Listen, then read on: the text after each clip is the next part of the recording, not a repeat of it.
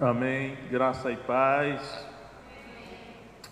Abra sua Bíblia. Primeira carta de Paulo aos Coríntios, capítulo 9.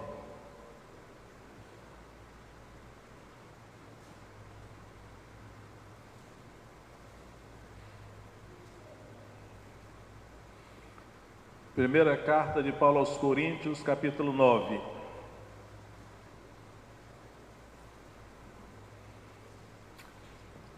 Eu já estou acostumado com essa questão de título do sermão, né? E aí, naturalmente, às vezes o título surge na minha mente assim automaticamente. E aí, apesar que vou falar essa palavra nessa hora, o título é Deus como patrão. Geralmente, nessa questão do patrão e o empregado na sociedade, se ouve assim muitas queixas, né? Porque o patrão abusa do empregado, explora o empregado. Mas e Deus como patrão? Como é que Deus se comporta como patrão com aquelas pessoas a quem Ele chama para trabalhar para Ele? E é dentro dessa temática que eu quero discorrer alguns minutos. Daria para eu pregar aqui 1 hora nesse texto aqui, mas eu vou resumir, né? 1 Coríntios capítulo 9, verso 1. Não sou eu apóstolo? Não sou livre? Não vi eu a Jesus Cristo, Senhor nosso? Não sois vós a minha obra no Senhor?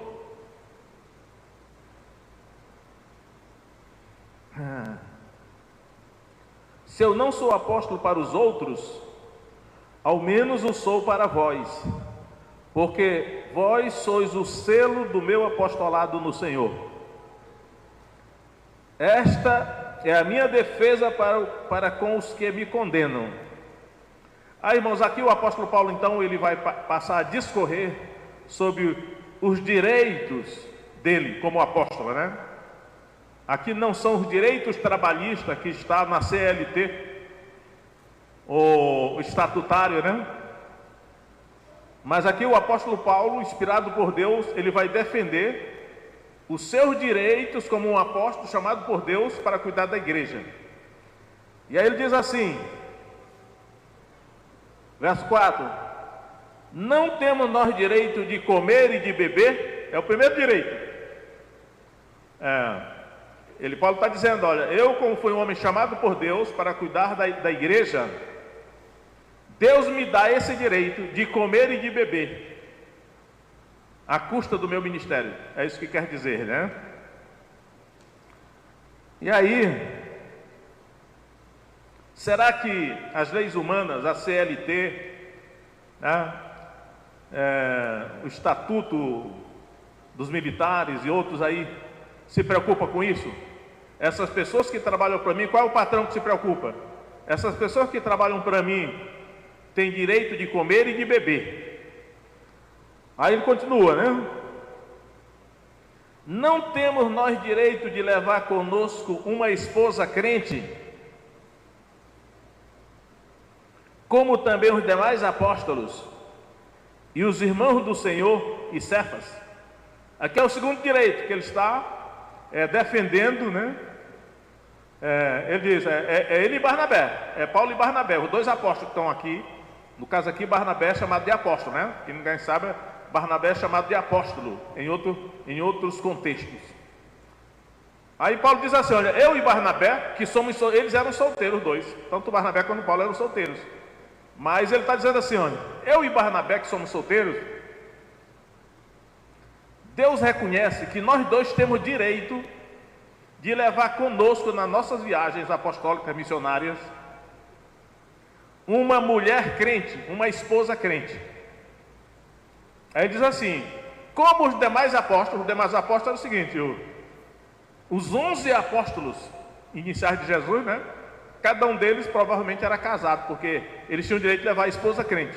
Ou até os outros apóstolos que não são dos 12, né? E os irmãos do Senhor. Jesus tinha pelo menos 4 irmãos, né?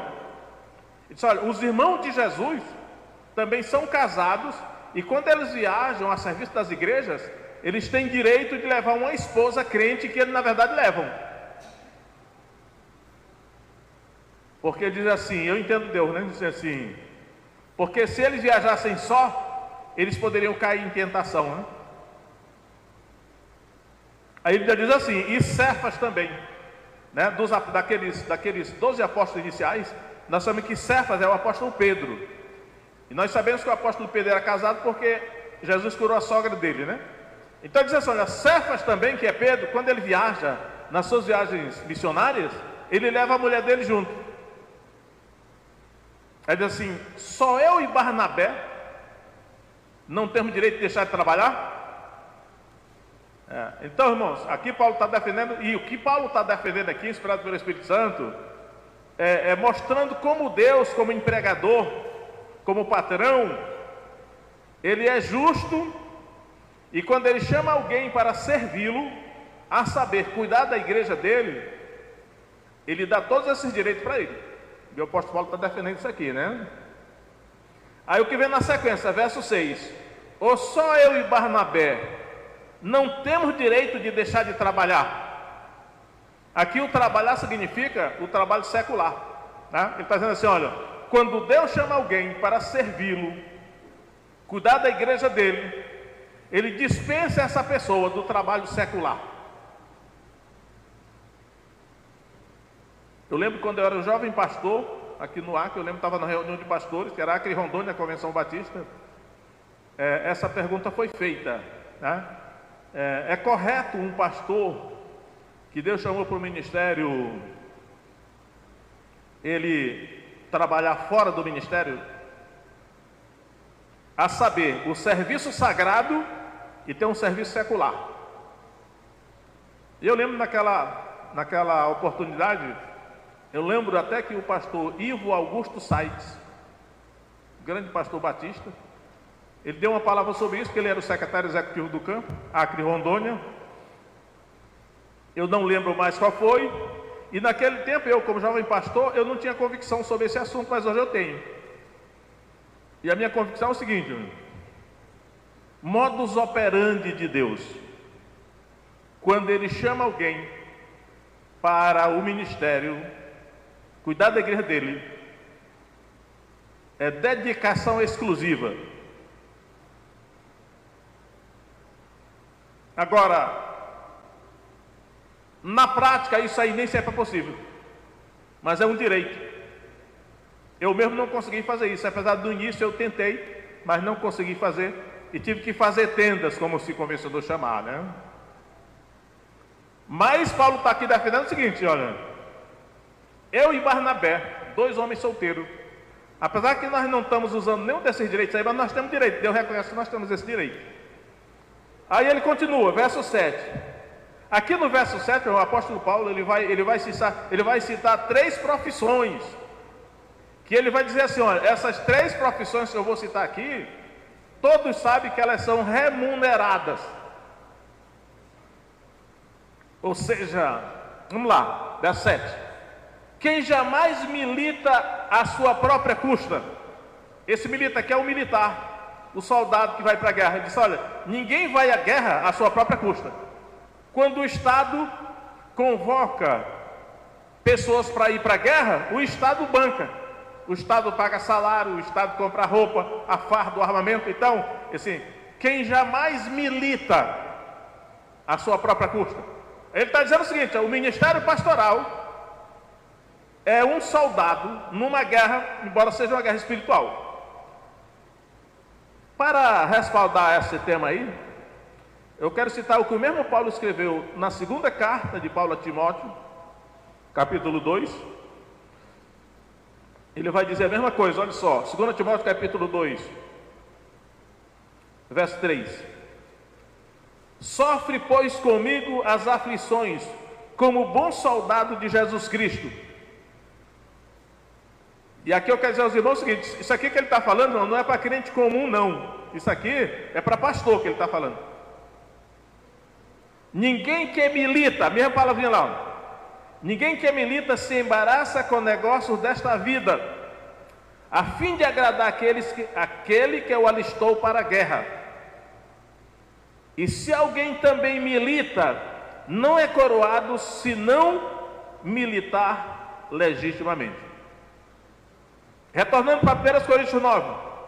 Então Paulo está dizendo assim, olha, se o militar que é chamado para a guerra tem direito de ser bancado pelo Estado, através dos impostos que os cidadãos pagam, ele está dizendo, nós como pastor do rebanho de Cristo, ele está dizendo isso, também temos o direito de sermos sustentados pela igreja com os tributos que a igreja paga. Aí que a pessoa do mundo não entende isso, né? Ele não percebe que uma coisa é o Estado, outra é a igreja. Duas instituições são divinas e têm missões diferentes, mas todas as duas precisam de dinheiro para bancar a sua missão dada por Deus. Deus deu uma missão para o Estado e deu também uma missão para a igreja. Deus sabe que para as duas instituições precisa de dinheiro. E aí ele fala de tributos e de impostos. Continuando, 1 Coríntios 9, 7. Quem planta a vinha e não come do seu fruto? Aí ele está falando aqui agora da profissão de agricultor. Ele está dizendo, todo agricultor que planta uma vinha, ou seja, um roçado, ele tem direito de comer daquele fruto que ele plantou. É o salário dele. Aí ele está dizendo, a igreja como uma espécie de plantação, que o pastor que cultiva essa plantação tem o direito de ser sustentado pela plantação. Terceiro ponto, ou quem apacenta o gado e não se alimenta do leite do gado. Terceira profissão, aqui, na verdade é rebanho, né? Quem cuida de um rebanho, e quando a Bíblia fala de gado, pode ser gado pequeno, que é ovelha e bode, o carneiro e bode, né? E pode ser gado grande, boi, vaca, touro, bode, ou touro, essas coisas. Né? Então, diz assim, olha, quem cuida de um rebanho de animais, se alimenta do leite desses animais. Então, isso é natural. O pastor também, que é uma profissão para cuidar não de animais, mas de seres humanos, ele deve se alimentar do leite do rebanho, ou seja, das contribuições que o rebanho faz, seja que título for. Você vê que eu não falo muito em dízimo, né? Porque o Novo Testamento também não fala. Muito fala alguma coisa, mas não vou entrar nessa polêmica agora. Mas eu digo, contribuição. Na verdade, em outros textos, ela passa tributo ou imposto. Aí Paulo está dizendo o seguinte, olha, Deus como patrão, ele reconhece para as pessoas que ele chama para trabalhar para ele, todos esses direitos, porque Deus é o melhor patrão. Não existe nem outro patrão na terra melhor do que Deus.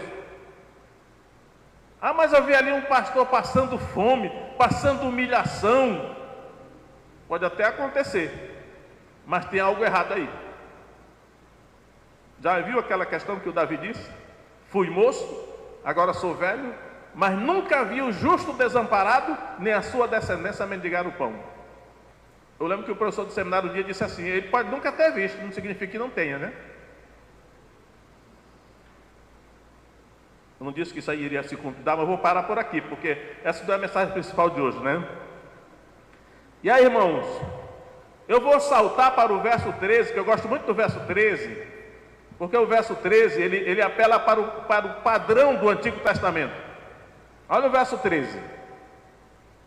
Não sabeis vós que os que administram o que é sagrado, comem do que é do templo?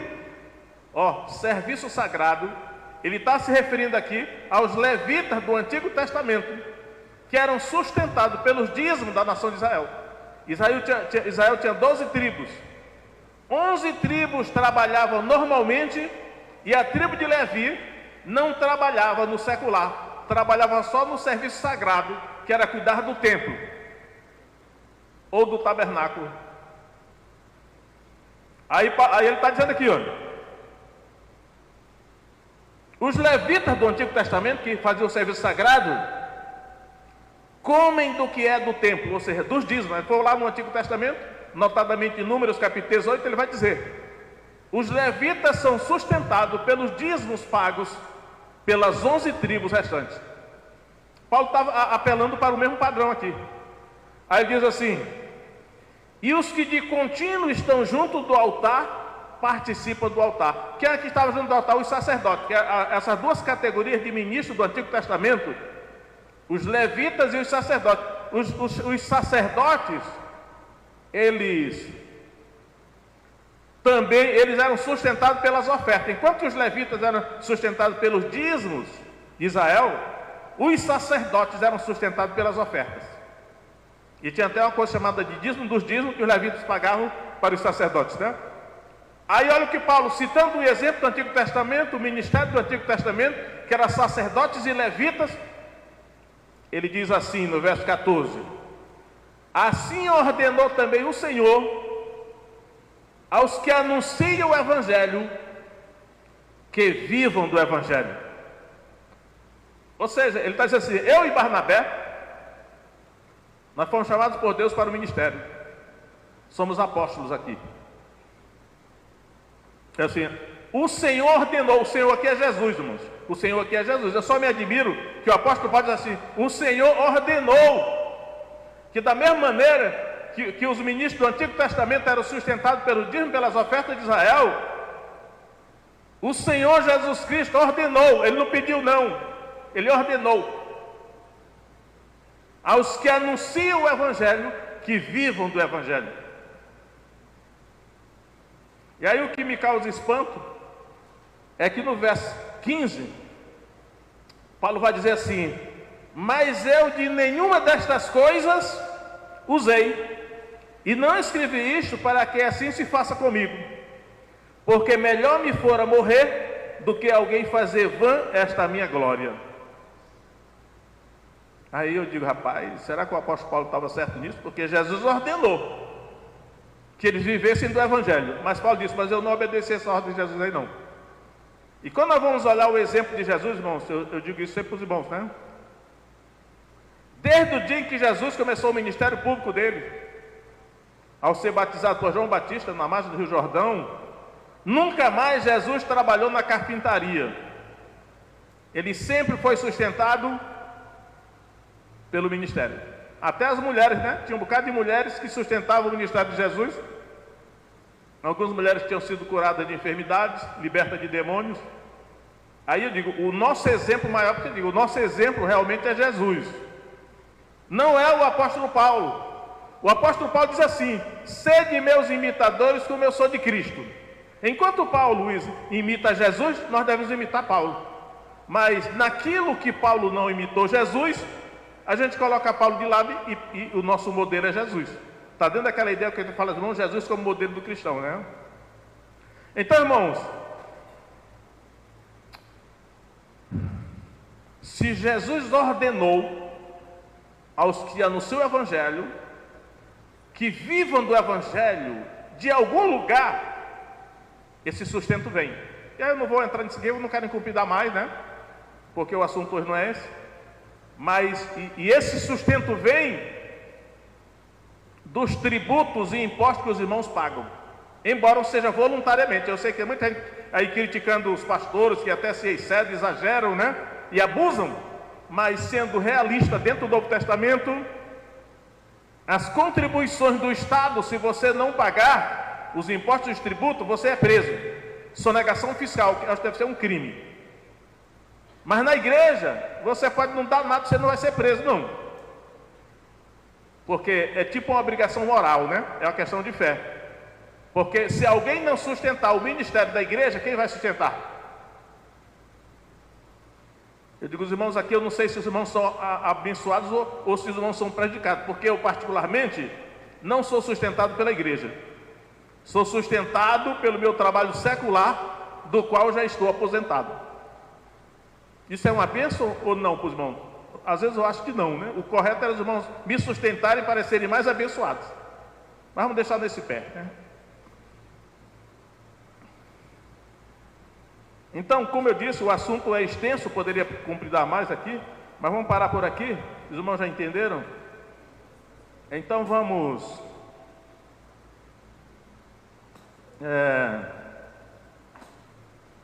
fazer a nossa contribuição, seja a título de tributo, imposto, dízimo, oferta, contribuição voluntária, mas é uma questão de fé, né? Eu tenho certeza que Deus, como patrão, bondoso como Ele é, como Ele não deixou sem direito os seus obreiros chamados por Ele, Ele também abençoa a igreja que a sustenta, porque Deus sustenta esses obreiros por meio da igreja, que são vocês aí. E eu tenho certeza que a pessoa é abençoada por isso. Vamos ficar em pé? Pode pegar aqui os envelopes aqui na frente, lá atrás. Tem também o Pix e o número das contas da tesoureira. Alguém pode olhar lá o número, né? Está lá atrás ali, junto daquela placa, junto do bebedouro e tal, né? No passado eu não falava em dinheiro, eu acho que era por orgulho, que eu tinha vergonha de falar, porque eu não queria ser considerado um explorador pelo mundo que não entende, né? Mas hoje eu tenho a obrigação de falar para os irmãos isso que a Escritura diz, né? Vamos orar. Nosso Deus e Pai, gratidão, Senhor, porque a igreja é tua. Aqueles que o Senhor chamou para cuidar da igreja são teus empregados, Senhor. São teus trabalhadores, teus ministros, teus obreiros, a quem o Senhor remunera, a quem o Senhor cuida, a quem o Senhor reconhece direitos de ter uma vida digna, sustentados pela igreja. Não nos envergonhamos disso, porque é a tua palavra, Senhor, é o teu caráter, é a tua justiça, e nem precisamos pedir, porque temos a certeza, Senhor, que aqueles que contribuem para sustentar os trabalhadores da vinha serão abençoados pelo Senhor. Mas para que se cumpra, nada tendes porque não pedis.